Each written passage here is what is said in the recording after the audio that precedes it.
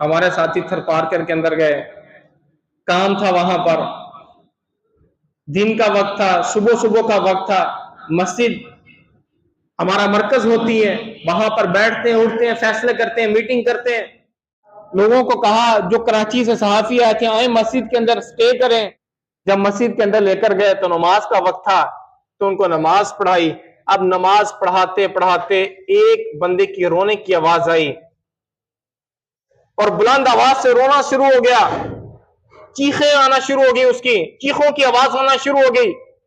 नमाज मुकम्मल हुई तो उससे पूछा कि भाई इतना क्यों रोते हो, क्या मामला बन गया।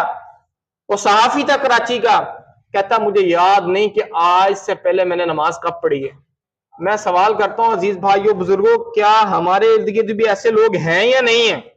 हमारे साथी थर पार्कर के अंदर गए, काम था वहां पर,